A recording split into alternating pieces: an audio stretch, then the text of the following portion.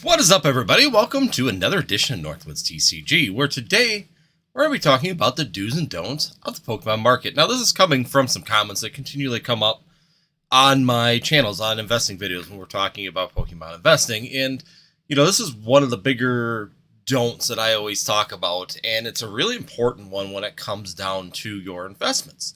So, it's just what we're going to be talking about today. As always, I'm going to give it a little bit of time here just to say hi to everybody in the chat. Thank you guys. I see there's a few people out there. Once again, thanks for being here tonight. Of course, doing this every Tuesday has been pretty good for people knowing that I'm going to be here. And it actually gets a lot of people in here. So thanks for stopping by. Once again, greatly appreciated. We're just going to give it a couple more minutes here for a few more people just to stop in. And then we're just going to talk about these do's and don'ts. Some things that I continually get on comments, that I don't suggest. It's never been a suggestion here on this channel. And it's very important that people hear them. Once again, it's one of those things that if you don't hear it over and over and over again and you just randomly pop in on a channel, sometimes you could misconstrue what their actual intentions are when it comes down to the Pokemon investing side of things, right? So I think that it's important that we cover these things, and it's definitely important that we talk about it every once in a while. I usually try to do it every half a year. But I did look and seen that I had not done it yet this fall, so I think it's definitely a good time to jump back into it with the comments that we're getting currently on different videos that are being published. So let's see, we got a few more people. Thank you everybody for joining. Once again, say hi in the chat. Be sure you like the video too, or like the live. It helps out a ton. Hit that like button on here. It definitely gets this thing out there for other people to see. So today we're going to talk about the do's and don'ts, and the first thing that I want to talk about is what one big don't is that I keep seeing on the channel. And it's a discussion area that people have, and multiple people bring it up. It's one of those things that just continually comes up, and that is pulling money out of other investments to invest in Pokemon. I truly do not believe in doing so. I believe in traditional investments. I've said that here on the channel several times. I usually fill out my traditional investments because you're only allowed to invest $5,500 a year into like an IRA. That's just kind of where you're stuck at. That's the government standards on it. So typically I fill that out right away. So because I'm a business owner, that's part of the deal is that my brother and I run our business, and that's part of the deal is that we fill up our IRAs as quick as we can. That way that expense is off the books. It's done. It's most that we can do, and it's all taken care of. That's just for our own little investment as we age. I'm already getting close to 40 years old, and in an HVAC field, that's, I'm already half life for the amount of time I can spend on that job. So that's a big factor is that I do truly believe in traditional investments. I invest into, real estate. I invest into 401ks. I invest into some Bitcoin, very little. I play with Bitcoin, to be honest with you. It's just not my thing. And I understand there's a lot of money to be made. There's an argument that instead of Pokemon, you could be putting money into these particular places, and you could do really well, right? You could do really well on some cryptocurrencies. There's been some really good success with especially like Bitcoin and some of the other ones that have done extremely well throughout the years. But the major reason that I pick going into Pokemon is because I love it. I enjoy Pokemon, and it's fun because I can surround myself with my investment, and I can enjoy my investment, which is a big factor when it comes down to investing into this. Now, one of the things I do say is use expendable money, guys. I always tell that on the channel I always do it quarterly, sit down, do a budget, lay all your numbers out on the table, because especially in the current markets with inflation, with changing in pricing, this budget actually loosened up this last quarter. And that's a big factor is that sometimes prices change, and you could actually see a little bit more money, and you can actually adjust for yourself in the actual market. So once again, there's different things you can do. And that's where I always say, do make a budget and do use expendable money for this. Make sure you're paying your rents. Make sure you're paying your mortgages. Make sure you're paying your vehicle payments, and be sure that you're putting food on the table for you and your family if you have one. These are all crucial things that are going to happen. And by doing so, and by continuing to run that thought process and continuing to do things that way, as long as you're putting a little bit of money and you have a savings account backed up, you're still doing your traditional investments, you have no credit card debt, which is a huge thing. Don't use credit card and don't have credit card debt when you're investing. Some people would say that doesn't make a difference. I will say pay off your credit card debts. If you've got expendable money, extra money, put it on your credit card debts first, because that is going to hurt you more long term than anything that you'll invest in the Pokemon. In this type of market, especially today, in the current market, investing into Pokemon first, thinking you're going to hit it big and be able to pay off your credit cards is not a good business situation. Don't do that. Pay off your credit cards first and then come back to Pokemon. There's always time. There's always plenty of time in this market to pay off your bills, pay off your high interest loans, pay off all those things before putting expendable money into Pokemon. Figure your budget and use that expendable money to pay those off first, and then you can come back to Pokemon in 6 months, a year, 2 years, whatever it is. It's still going to be here, guys. There's still the opportunities. So I'm not trying to drive people away from the market. I want to be clear. I'm not trying to drive people that want to be in here. And I don't want to sit there and say, well, you guys should just not do anything. That's not it. If you enjoy it, and it truly is something that you like, then for sure, invest into Pokemon. Enjoy in Pokemon. But do it responsibly. I want to make that clear because I do see a lot of comments lately where people are saying that you shouldn't be investing in Pokemon. Don't invest in shiny cardboard. There's so many other things you can invest in. And I absolutely agree. There's traditional investments, of course, hit them up, max them out. Take the most advantages you can of those.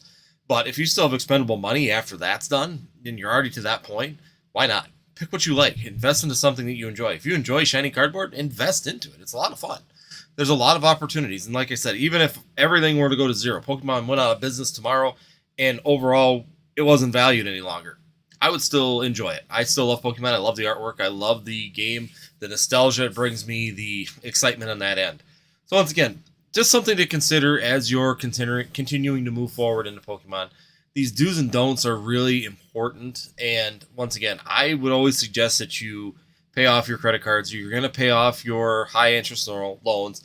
People are usually always going to have a car payment, and people are usually always going to have a mortgage. But if you budget those in just as you normally would, then definitely a good opportunity to take extra money out of your budget and put it towards Pokemon, as long as you and your significant other can do that, or if you just want to do that for yourself. And these are all big factors when it comes down to it. So, like I said, just want to talk about that. That's one of the big do's and don'ts that I wanted to talk about is just, I don't suggest, on this channel, I don't suggest investing in Pokemon first.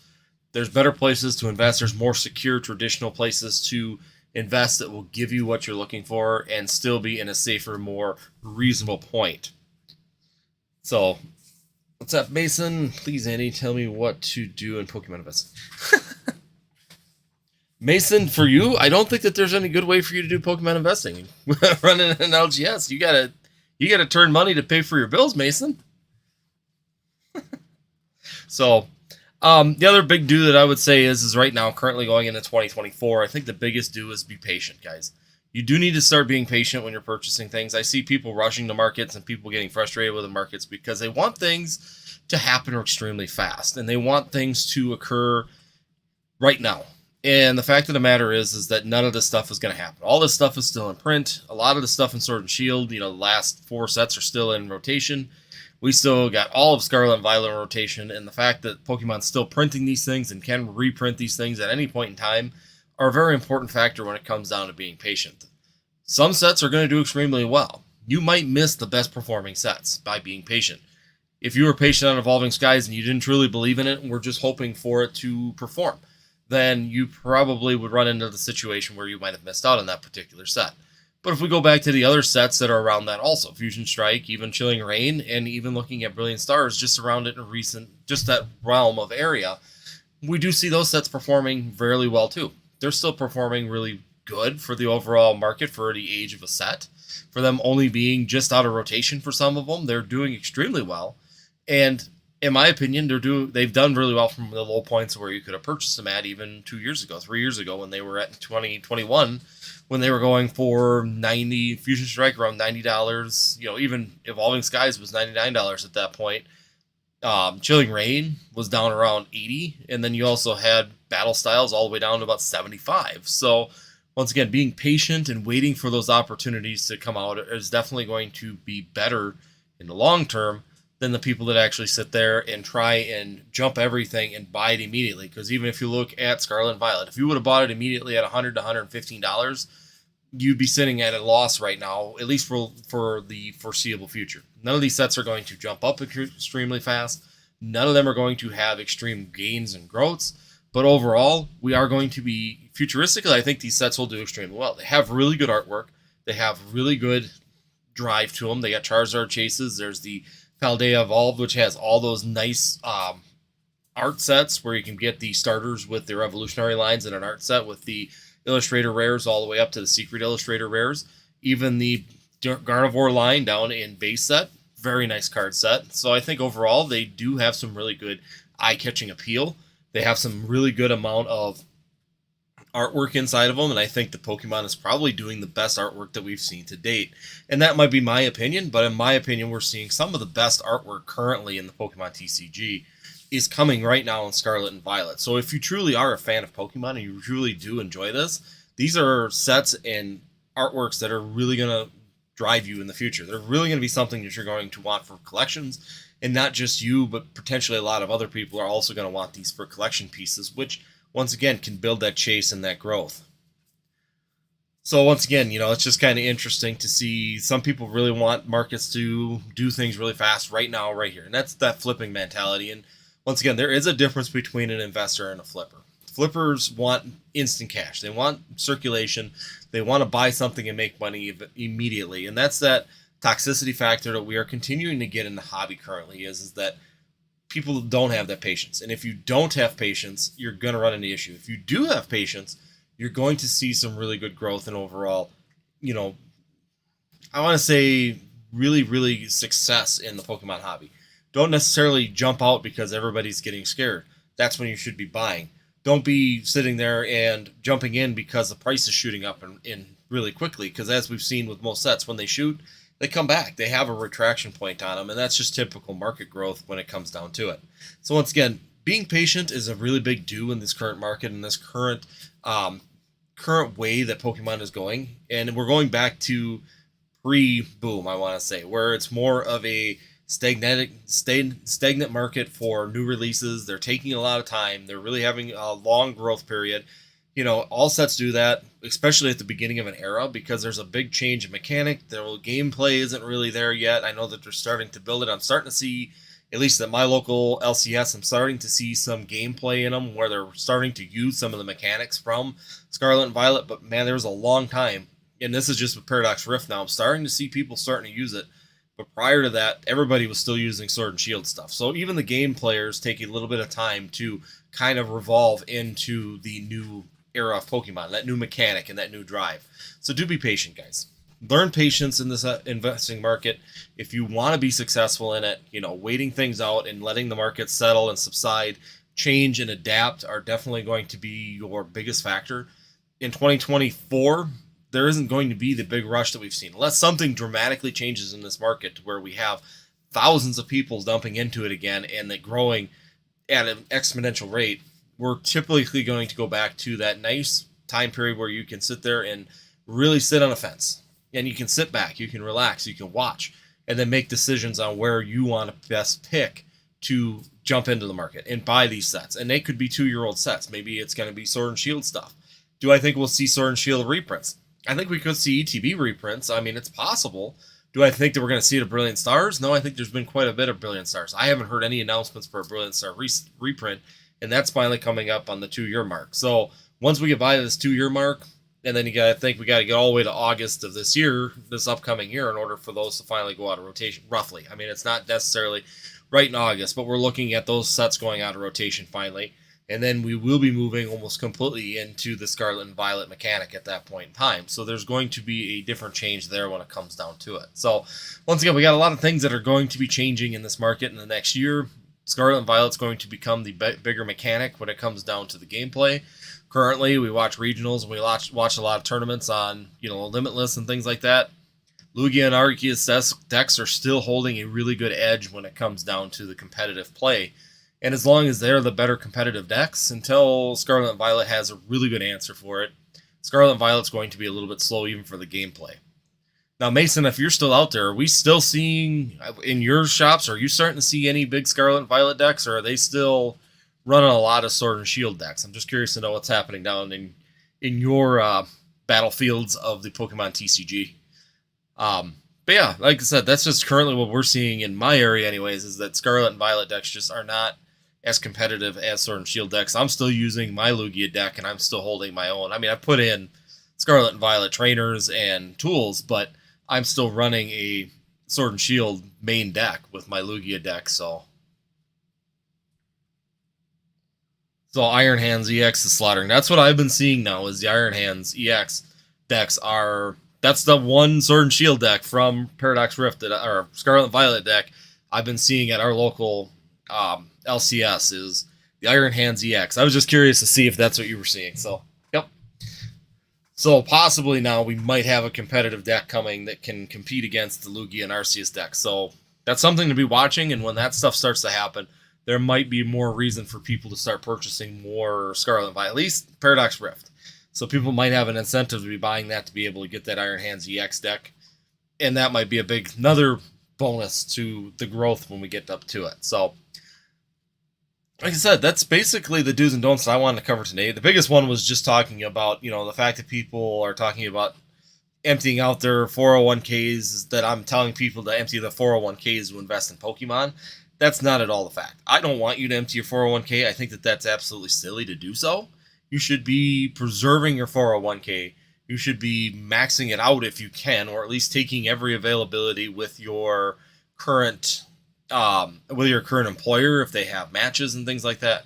Definitely take every advantage you can on that 401k to just build up these things. So these are big factors when it comes down to what I'm talking about, is that I'm not in any way telling you to empty out any kind of other traditional investment to do this. Not at all. This is all expendable money. Everything that I do is expendable money. I already have certain things that I'm already fully invested in my 401k, so I've already maxed that out for the year. And then on top of it, I'm always looking at traditional investments such as real estate. I mean, I have a lot of real estate with the farmland and things like that, so I do have those kind of investments. And these are all big factors, is that I'm not in any way, shape, and form when it comes down to investment telling you to pull money out of your traditional investments and try and put them in the Pokemon because they're going to perform better than your traditional investments. Because currently, yeah, they've done really well. I mean, this year so far from my investments from year over year, I'm running about a 22% increase in my, Pokemon stuff. Doesn't mean everything's gone up in price. It just means in the last year, I'm about 22% up from last year on consecutive products. So that's a big factor. Yes, it's done really well, but that doesn't mean next year that's going to do the same thing. 2024, it might be 5%. And then I go another year in the future, it might be 10%. And then we might hit another boom where Pokemon does something. We get to that, 30th anniversary, and all of a sudden it's going to shoot back up, and it's going to go to, might go up to 50 to 60% that year. It doesn't mean I'm going to get consecutive growth years either in Pokemon, but that doesn't bother me. Once again, holding this stuff on expendable money to me is a lot more doable than actually sitting there and trying to do it with, your 401k, where you're potentially undermining your futuristic investment in retirement on the hopes that Pokemon will outperform those particular sets. So Mason just said Charizard EX won San Antonio Regionals. Good. I'm glad to see that we're seeing Scarlet and Violet decks starting to show up, which means, number one, they actually do have some building competitive decks using what's available. Or number two, we finally have tournament players that are starting to really work at finding a battle deck that's competitive. So really cool to see that a Charizard EX deck is now. That means that we are now starting to see some competitiveness in the actual Scarlet and Violet era, which is going to be a good thing overall for your cards. If you're actually looking at these things, now's the time to be really looking at it. Because if we're starting to see that, we're going to be in a good place. I'm going to look up right now Limitless. So I just want to see Limitless TCG. Just wanted to check out to see, because he says that regional. Just going to look at other regionals real quick and see. Yeah, top decks is Charizard EX.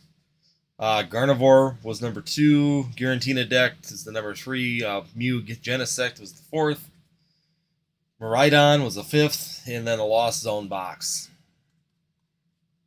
Top decks. So that's the top decks that Limitless got posted right now. So if anybody does not look at Limited, if you guys are following gameplay or want to follow gameplay on potential decks and how to improve your decks, if you do play, then you can definitely check out Limitless. If you're looking at potential common cards that are going to do extremely well for your Pokemon investments, Limitless is great because you can see what tournament players are starting to use. And sometimes if you can be, when the first time that deck is successful, you'll see that all of a sudden the commons and the uncommons and the trainers in that are involved with those ones will all of a sudden shoot in price because more deck builders are going to start pulling those cards. So definitely some good stuff there to be watching on Limitless. If you guys I'm not sponsored by them, but definitely as a pitch, I'm going to throw that out there that there's some really good opportunities there. So let's see, top 6 decks. So just to give you an idea, in San Antonio, top 6 decks were Giratina, a Snorlax stall deck. We had a Charizard EX in the fourth spot, also a Palkia deck in the third, and a Garantina Lost Zone box in the second, along with a Charizard in the first spot. So yes, that's what we're looking like right there. So maybe we got a Charizard EX is doing well. Like you said, Iron Hands was the one that I've been seeing from Paradox Rift Hands now. So Iron Hands decks, I've been seeing a couple of those show up at our tournaments on Saturdays. I'm just looking to see what we got. And so Inteleon, how are they still doing Urshifu Inteleon in Germany? We're right on. So yeah, I mean, we're seeing a couple EX decks starting to show up in the top 6 at least, top 8s. Yeah, no, we're seeing some changes. Some things are going to change. I mean, that's the fact. Is that things do change. Limitless is a great place to be able to catch those changes, so you can actually open up these decks and check out, what's actually performing well, which gives you an idea on which decks you might want to be, or what commons you might want to be digging out of your bulk, because there's some opportunities then to compete against Mason on making money with the decks, or with the bulk cards. Sorry, Mason. Had to do it. Had to throw it out there. But yeah, like I said, we're seeing. So yeah, even the last Britain one, Garnivore deck actually won that one. Mew, Genesect, and a couple of Snorlaxes up there. So seems like we're finally starting to see some rotation on that, which is good. I mean, that's good to see, because like I said, back in October, all the top decks, were Sword and Shield decks, except for one Garnivore deck. Otherwise, it was a Lugia, an Arceus, Lost Zone, a Lugia. Yeah, the top 8, half of them were Lugias. The other half, there was 2 Arceus decks. So yeah, things are changing, things are evolving, and they always will evolve. We'll always see changes in that. And that's the nice thing about the Pokemon TCG. Just because Sword and Shield is a hot thing now doesn't mean in another year it won't be all Scarlet and Violet. And as you start seeing players using those decks, it's definitely going to be a good thing and a growth factor when it comes down to the overall usage of Pokemon and how you can actually look at investments and using different opportunities to take bulk that you've been sitting on for a long period of time and maximizing. And once again, it's a grind. We used to grind. 2019, when I started back, it was a grind. We used to just sit there and literally just do this. Find out what were popular, and then you'd sell what were the popular commons and uncommons. And yeah, it's $1 a card sometimes from the bulk. You just dig through it. You would buy just bulk lots of stuff that people were selling, and you would grind through it to find out what was valuable and what wasn't. And that's going to become a thing again. I think that there's going to be a lot more success in Pokemon, in your investment, in your overall growth, if you are willing to grind through a lot of bulk. So, other than that, guys, that's my rant for the beginning. Like I said, I always kind of try to rant at the beginning here. I see there's one. Thank you, Kanto Green, for stopping in. What do you think about investing in Poncho Pikachus? I think that they're a fun little side thing. I definitely think that they're cool. I like making so I got a 3D printer, and I've been making 3D figurines of the Poncho Pikachus. So it's really fun to try, and I really enjoy the idea of the Poncho Pikachus. I always have. If you can find some decent pricing on them, then yes, I think that there's some really good opportunities in Poncho Pikachus myself.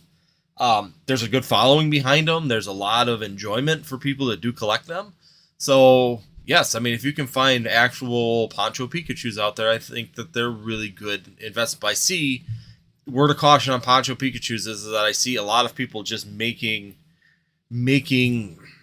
side Poncho Pikachus. So be very careful. They're so expensive. I know that they are.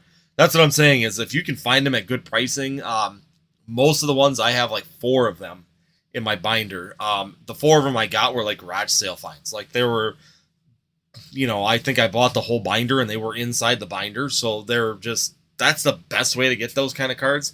Now, granted, they're not gradable cards. I wouldn't sit there and say that they're going to come out PSA 10s. They'd probably be 8s, but there's definitely ways to get some of these cards now in this market that's more reasonable than actually spending big time money on them. And if you're not looking for gradable ones, so if you're trying to grade, finding a good source to spend that money is going to be, of course, the best way.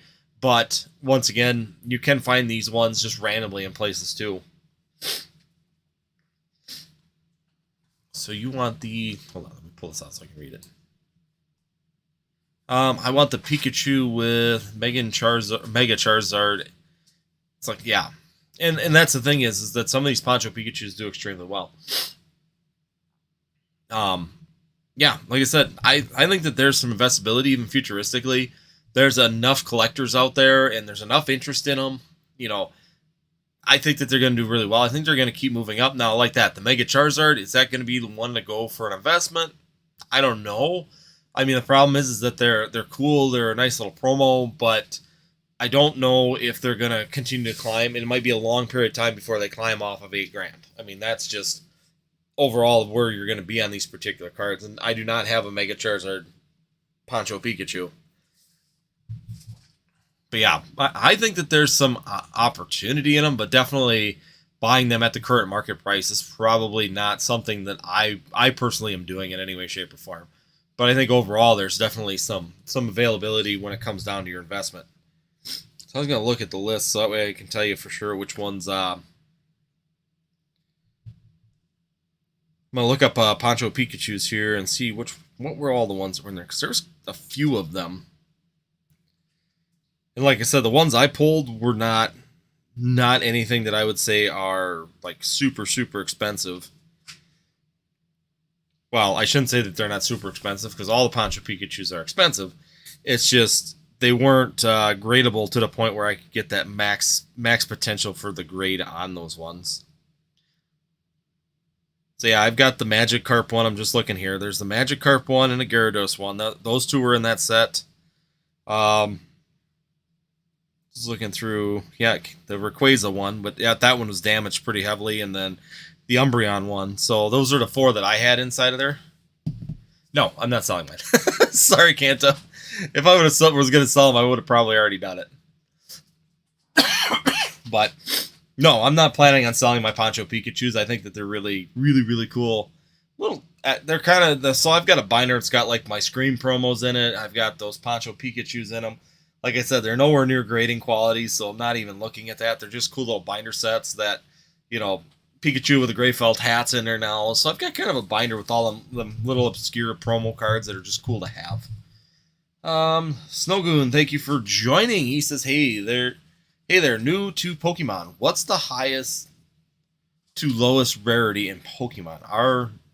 There are like quite a few that look like they're highest rarity, like hyper rares, full arts, secret rares. So currently, it really does.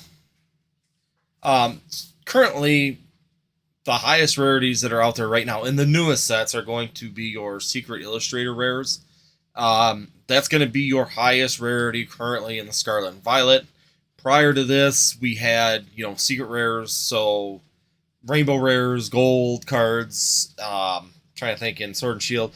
A lot of the alternate arts all fell into that higher rarity category when it came down to Pokemon.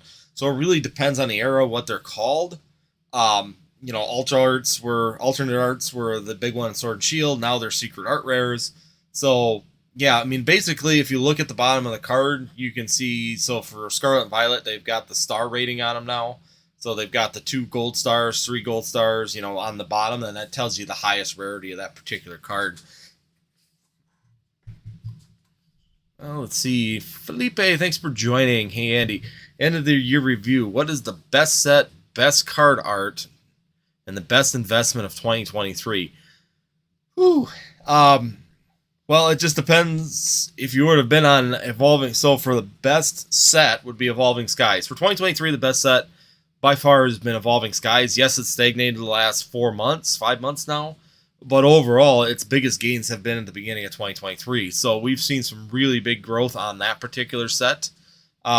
Best card art, it's a toss-up. The Tina's pretty good. The Lugia is fairly decent for card art. The Arceus, I had a little bit more hopes for it. And same with that Charizard alternate art. I had a little bit more hope on it that it would do a little bit better than what it has. But I think that Charizard is going to be a really good one to jump on 2023.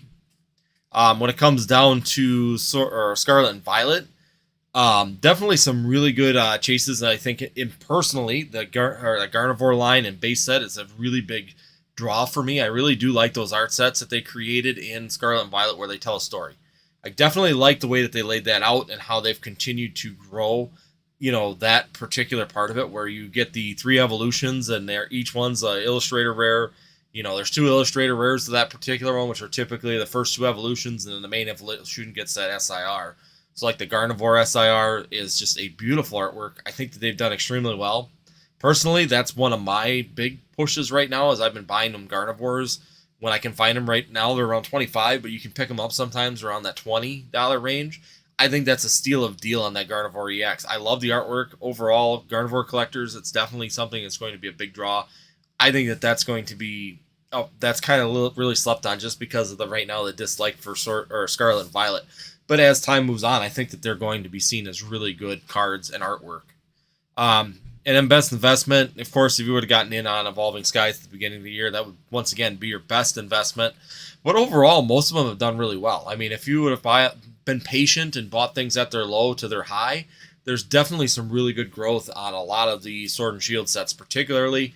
And now even Paldea Evolved is starting to grow quite a bit. It's going back up again due to, I think more people are starting to chase those artworks inside of there. There's some really nice art rares. Paldea Evolved is probably one of my favorite sets currently.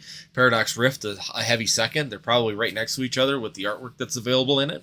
So once again, there's some really good opportunities right now. And once again, though, be patient. A lot of this stuff is still going to get reprints, especially Scarlet and Violet. I don't have any doubt in my mind that we're going to see some kind of reprints of each one of them sets. So I wouldn't be jumping on anything right now and just be patient moving forward currently. And just make good decisions on that. I mean, I'd be looking more at Sword and Shield stuff at this point. As we move through 2024, we're going to get to the end of their rotation for those sets. So that's going to be a factor when it comes down to where you should be looking at investing. Let's see. Grim the Nerd, thanks for coming back. Thanks for joining us tonight. Pokemon is a great investment. If you ever hit Great Depression lows again, Pokemon Bulk would burn much better. Yeah, no kidding, right? Pokemon is just a good side investment. Just that's my absolute feeling on it. I mean, if the economy fails, then all of our 401ks are going to fail. That's just a fact. I mean, we're going to go back to Great Depression if the economy does slip. Does that mean people are going to be buying Pokemon cards? Probably not. It means that everything's going to just slip in general. But overall, I think that as a fun side investment, if you enjoy shiny cardboard, Pokemon is a lot of fun. So definitely a lot of opportunities to just have some side fun, side growth. Just like my overall using Pokédata, I've got my stuff listed or all saved in Pokédata in my portfolio. If you guys don't have that too, once again, not sponsored, but Pokédata has some really good tools in it to be able to see the growth of your Pokemon collection and see how your investments have been doing. It gives you traceability. So I've got 2 Pokédatas, one is singles and one is my sealed. So that way I can see individually how each one's doing. My sealed has outperformed my singles this year. Sealed is about 22%, almost 23%, and my singles is running about 18 to 19 on Pokemon singles. So once again, some singles have done really well. A lot of them are down. I mean, even Giratina, Lugia, those kind of cards are all kind of slipping down in price. While the sealed product that's they're in has continued to move up slightly throughout the year. So not all of it has gone up. Some of it has. I mean, my investments go all the way back to, I've got even a couple team up boxes. So I mean that's really driving my overall investment for this year.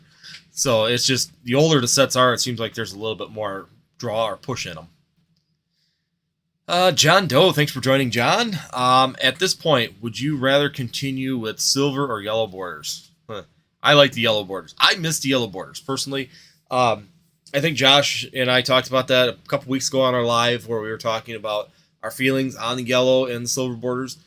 I like the silver borders on like the art rare or illustrator rares and the secret illustrator rares. I think that there's a place for silver borders in Pokemon, in the English Pokemon.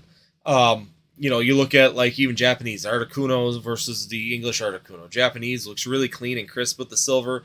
The yellow is a distraction from the art. The Hoot Hoot, it looks great in, I'm just using these ones off the top of my head. It looks great in Japanese because that silver border isn't a distractant. It's not drawing your eyes away from the artwork.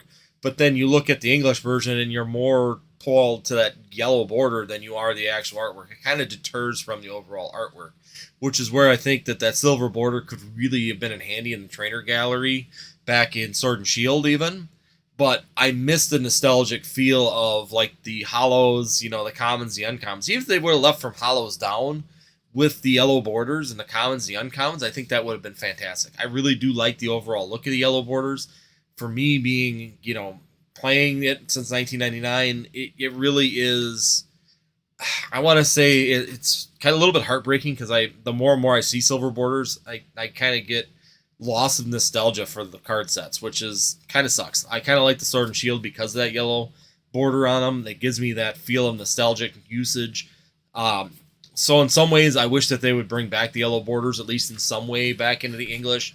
Especially, if they wanted to. Go from hollows, commons, uncommons, and the hollow rares. That would be just fine for me to do that. The nostalgic yellow is just something that I really enjoyed. And I think that it would be awesome if they could somehow work that back in. Kanto Green, I just checked raw card of Poncho Mega Charizard is going for 2,000 to 3,000. Not even, yeah, exactly. It's expensive. That Mega, well, you've got two fan favorites all in each other in a specific Japanese promo. So it's a really big banger of a set. Like I said, even that Rayquaza and stuff are, I think raw that Rayquaza is even like right around $1,000. The Umbreon is around $1,400. So even so, the cards, but mine aren't that good of quality. But near mint quality, they're definitely right around that $800 to $1,400 a card, which is just crazy for that. But I do, like I said, I think it's a cool concept. I really do think that that's one of those specific Japanese factors that's really cool. That once again, English didn't get a version of it, but the Japanese ones are really cool to have. As much as I like the nostalgia of the yellow, silver looks better on the full arts. In my opinion, that's exactly just it. Grim the Nerd. That's exactly where I'm at. There's a place in the decks where they could have split that and gone to silver. So, like I said, trainer galleries, they could have gone to silver. The full arts, they could have gone to the silver. Those kind of cards, they could have gone to that silver, but left everything like a hollow rare and down as that yellow, and just kept that nostalgic feel inside of those sets, which is one thing that I'm kind of missing with that without having the yellow borders any longer. Comanian, how's it going, Comalian? Thank you for joining. It seems like the new card stock from the silver borders is more flimsy. I have a lot of hollows, ultra rares, etc. that start to curve if you don't put them in a binder on top loader. Anyone else notice that? I have noticed that with the full art. Yeah, definitely full arts, like the Illustrator art rares and things like that. If you don't get those in a binder really quickly, or, I use a lot of these. So a lot of mine go into storage into like the card savers. So at least get them in a card saver. Yeah, you're right. I have noticed that like my hollows sit out. I can probably find one because I know that there's a couple of them that I didn't put labor hollows. And the hollows just start to almost like twist. I did notice that. I have noticed that on some of the hollows.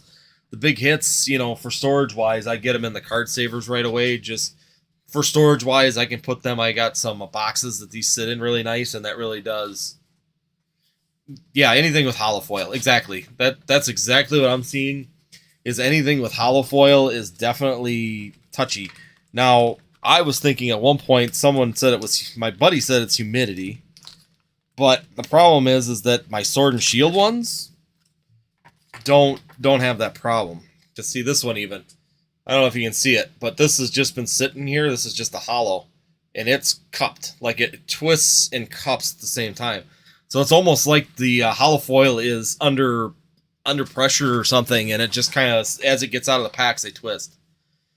Jason Rubin, thanks for joining. I've been investing in Magikarp from Paldea Evolved. Have 7 PSA 9s and 2 PSA 10s. Do you think this Magikarp is a great investment for the long term, considering the extremely hard pull rates? I think so. I like that Magikarp personally. I think it's a really good another one. Paldea Evolved has a lot of good artwork in it, and it's just not. It's like it's a sleeper set currently, and now we're starting to see pricing increasing, but. Once again, I really do enjoy that card. I think that there's some really good artwork in there. That's one of them. I think the starter line, given 5 years or 5 generations down the road even, I think that starter lines are going to be really great investments also. I think that there's a lot of good art in that particular set. and it's just not being captured or run after very well. It's just kind of everybody's like anti Scarlet and Violet currently, and we're a year in almost. I mean, we're a few months out from a year into it, and we still have people that are really that Scarlet and Violet sucks. I'm only staying in Sword and Shield. Sword and Shield's the only thing with money, and I think it's an absolutely beautiful card. I think there's some of the best artwork currently on a lot of these sets, and they're just people don't want anything to do with it.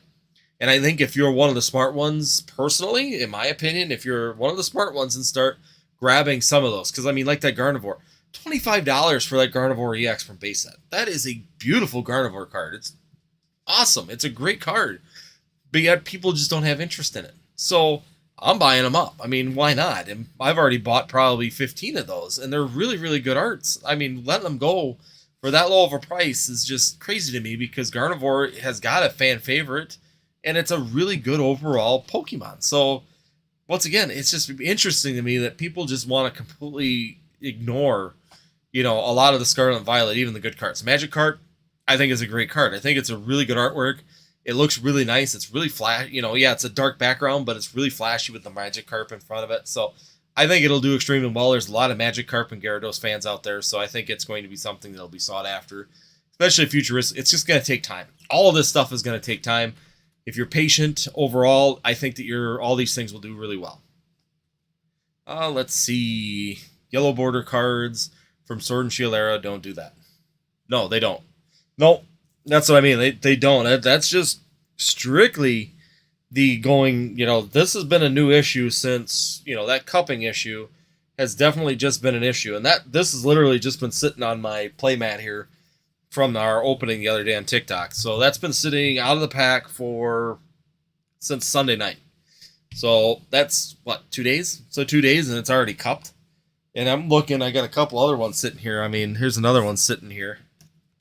Yeah, the same thing. I mean, it's cupping like this and like this at the same time. So they don't sit flat on the mat, and they've just been sitting here. There's a hollow pile over here. So yeah, that's definitely a continuing. The only other one and this is what I've seen it in, and I didn't put this in a binder, but the other one that I've seen it in are the Ditto cards. So I didn't put this one in a binder. This one was just pulled the other day too. But you can see it's cupped. That's just but that's the only one that I have that on. There's a bunch of them sitting here. And that one is got the Ditto cards. So that's the only one that I've seen it at. Welcome, Son of a Merc. Thanks for joining. Those hollows go all the way out to the borders. So it's like a full surface area to vent. Yeah, and that's probably... See, I didn't know... Because I think the hollow foil has always gone out all the way to the border. It was just underneath the print. So they just show it now in Scarlet and Violet, and Sword and Shield it was just the film underneath. Because you can sit there and actually wipe the ink off of the hollows if you actually sit there with a hollow foil. So I see artists do that now. They'll take holographics like these, or even the Sword and Shield ones, and they'll actually wipe the ink right off of it and then build artwork around actually extend the image into a full art. So there's some really good artists out there that do that currently, and they did that with Sword and Shield and with Scarlet and Violet. So I think that hollow's always been out to the edge.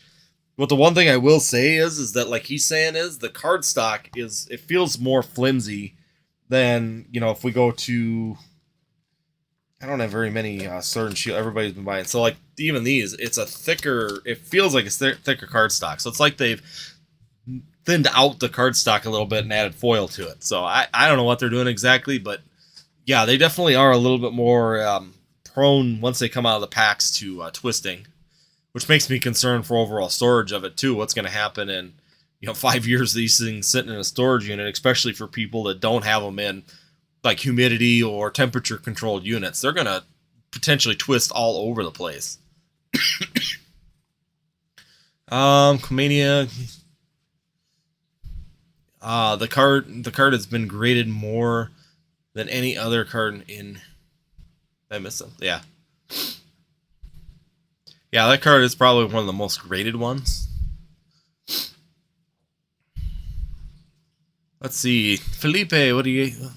Some good deals, it seems, out there right now, especially in auction.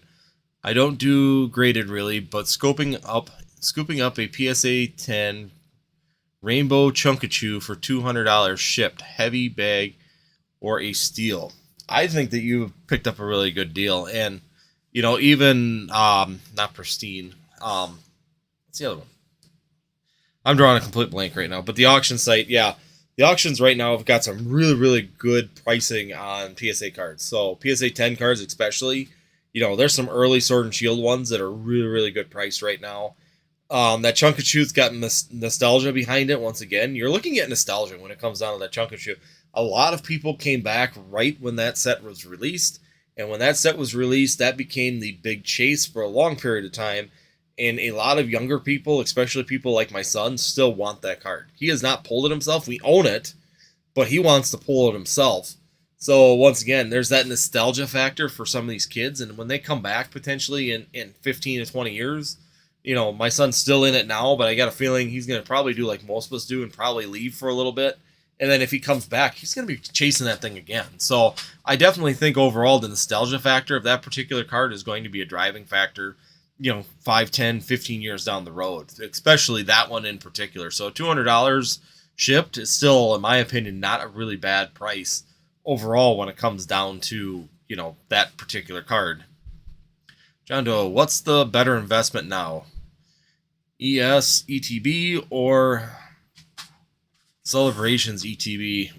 Personally, I would do the ES.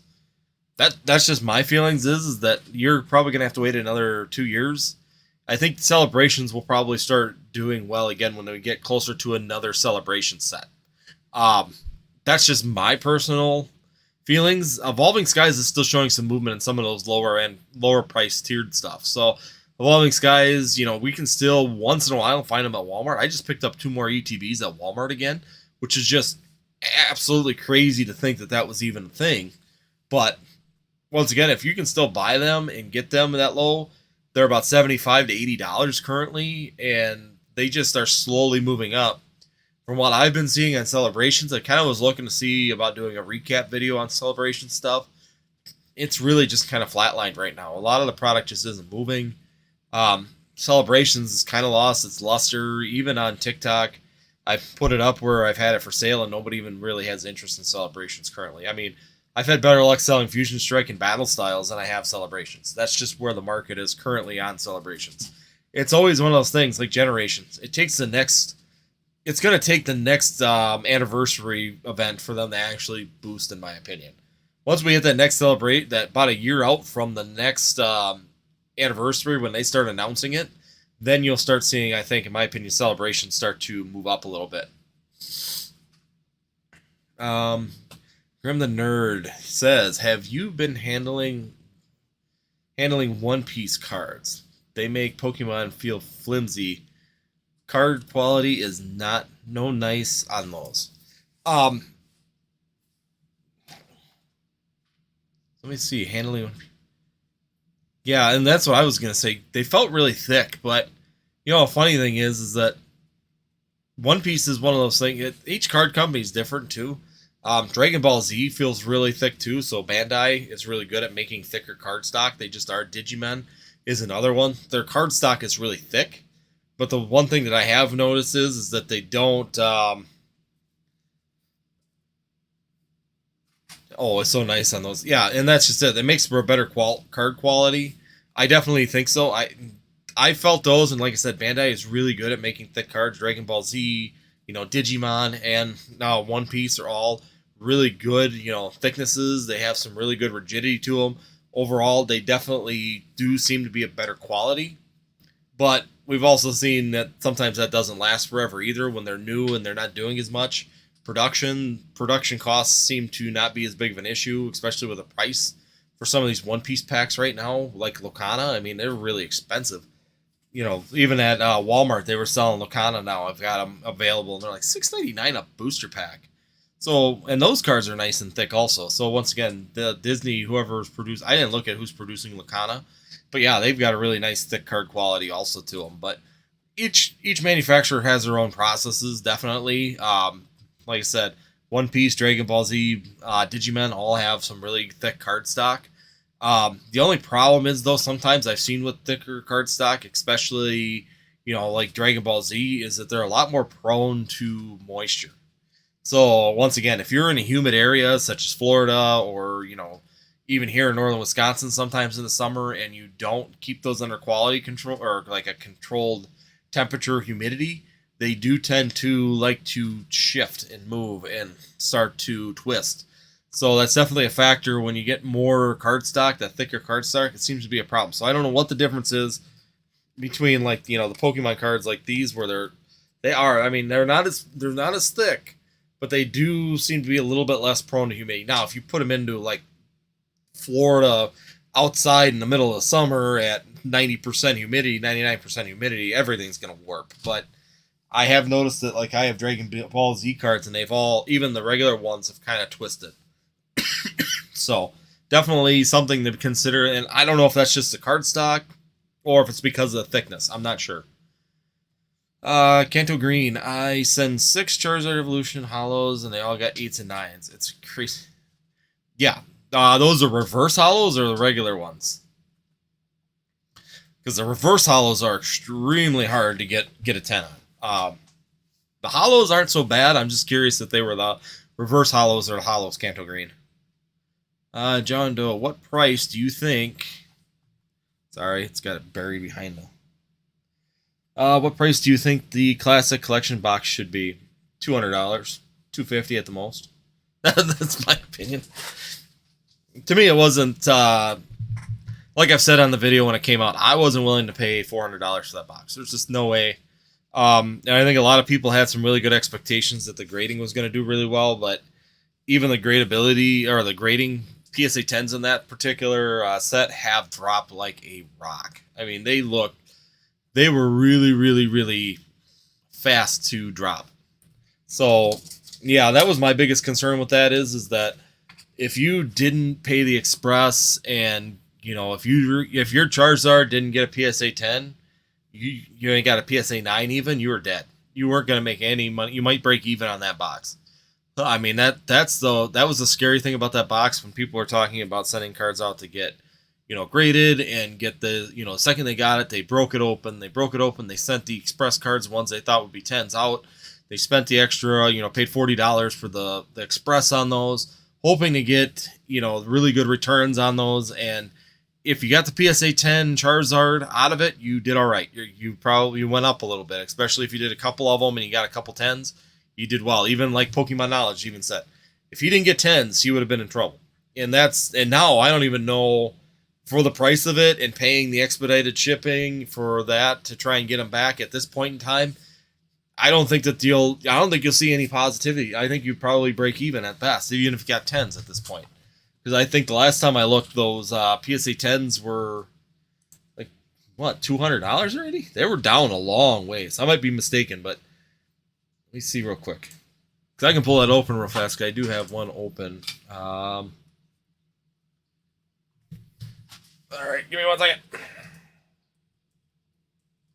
PSA 10 Charizard. Let me pull open a current price on those, because I just want to make sure I give right information on here. So right now, the Classic Collection so they're gonna buy it now for $395, but right here, gotta make sure I get the right one. Otherwise, here, let me do this. I'm just gonna go to the buy it now or see sold items. So what's our most recent sold on that one? So the recent sold on that particular card, that's a Celebrate. Why do you keep bringing me Celebrations? It's not Classic Collection. Here we go. 310. So it's 310 we're already down to on that Charizard, and I think the first one sold for almost like 700 originally. So if you were one of the first ones up, you got 700 for it, and now we're already down to 310 was the most recent sale on that one with $5.70 to ship. So 315.70 is what that one sold with 37 bids. So, once again, that's by the time you bought the box, express shipped it, got them back, and then listed it for sale, you are already down that far, and you're hoping for a 10. Because I'm looking at a 9, and a 9 selling for $123.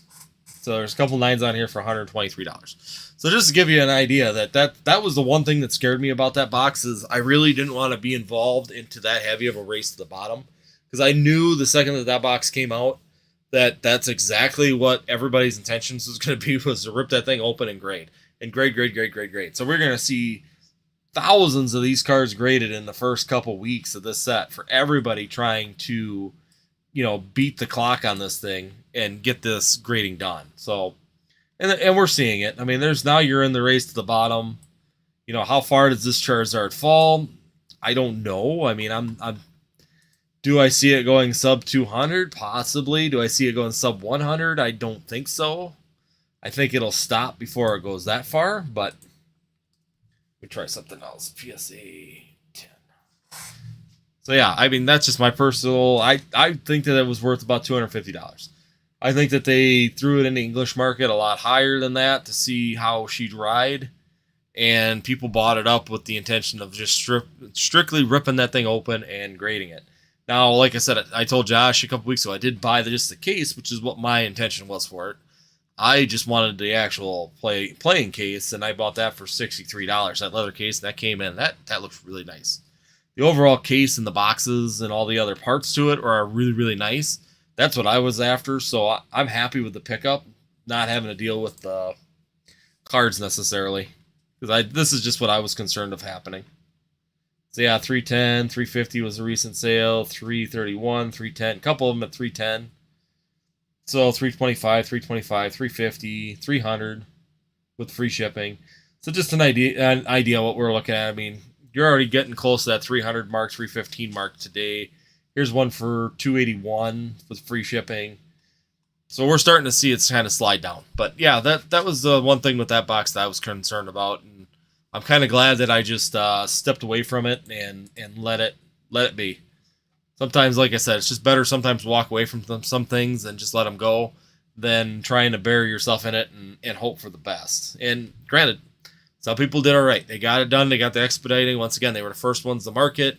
First one sold at around 600. So if you were to buy two of these, break them down, sell the two Charizards, you probably paid for the 2 boxes and all the expedited shipping or grading, and then you hope that everything else after that sells at a reasonable price. So that's a big factor too, is that if the Charizard is the only thing of value and everything else drops in price really fast, then you really are praying for 10s on Charizards to keep up the value, because even now, the Charizard itself with expediting grading is barely breaking even, in everything else. So it's getting really tight on that box. The Japanese Classic Collection cards really pop. Reminds me of Legend. It does. I actually have seen the Japanese version, so our LCS has one of the Japanese versions that they opened up and have it out there, and it looks phenomenal. I actually like their cards a lot better than the English cards. But they have the hollow going all the way out to the edges like they do on a standard Japanese set. So overall, I think that their print quality, once again, is a little bit better. Their hollow patterns are traditional Japanese versus, the English version of it's just our base set Charizard. So, I mean, it's a really similar, everybody kind of recognizes it type card with a little bit flashier hollow behind it. But yeah, overall, I think the Japanese really, really clean, really good looking. Overall, really good artwork, art set. And like I said, it was really a fun set. It was a really interesting thing to look at. I wanted the board personally because Jacob and I play, and like I've said, I've got a game room. One of our rooms is just a strict game room. It's got like fancier, so I got stone chess sets, and I've got stone checker sets, and some really fancy stuff that I've picked up throughout the years for like checker or that kind of stuff, game boards and things. Really fancy. I got the leather Monopoly board, so we've got some really nice things in there, and that's kind of where I wanted it, was to put something nice in there. But like I said, I wasn't willing to pay. I was thinking like Japanese came out and was like $250, I believe. Yeah, it was like $250. So I was thinking we'd be right around there, because these typically were really close. Usually we're sometimes a little bit cheaper than Japanese on that kind of stuff. So I was thinking like $200 to $250, and then they announced $399.99. I was like, nope, that's not gonna be my deal. And if I would have gotten it, I would have stripped the cards out of it and done the same thing. But I just wasn't willing to do that for that price. It just wasn't worth it for me. But otherwise, guys, it's hard to believe we're already at an hour tonight. So once again, thank you everybody that comes out. Thanks for everybody that's joined us tonight. Be sure before you leave to hit that like button. Once again, greatly appreciated. And then also consider joining the membership. Once again, the membership helps the channel out and puts a little bit extra into the backside for members only. So we're going to start doing some member only giveaways as we get a little bit bigger back there to, so thank you to everybody that's actually contributing and helping the channel. So once again, thank you guys for joining tonight. It's greatly appreciated overall. And then, as always, we're going to be going through our normal videos. So tomorrow we'll be having a video, and then Friday, and then on top of it, we'll be back next Tuesday for a live. It's going to be right after Christmas, so it might be short, but we'll probably still hang out on Tuesday, the day after Christmas, and then we'll be the day after New Year's. So a little bit of fun. We'll be hopefully getting into the new year here and having a good Pokemon New Year as we move forward into the Pokemon TCG and into Scarlet and Violet with the release of Paldea Evolve coming up really quick. Overall, I'm kind of excited to be able to get some of that set and have some fun opening it. But once again, guys, please hit that like button before you leave. Greatly appreciated for everybody that's put in their chats. And yes, happy holidays, Felipe. Thank you very much. Hopefully for you and your family as well. Happy holidays to everybody and their families as we move into the Christmas. Next time we'll be live on here. It'll be after Christmas. So hopefully everybody has a Merry Christmas. And then we'll see you just after that one more time. And the next time we'll be on here is going to be the new year already. So thank you, everybody. Have happy holidays for everybody that's coming through. Happy holidays. Thank you, Inked by Purdy. Thank you very much for throwing it out there. Otherwise, we will see you next time here on Northwoods TCG.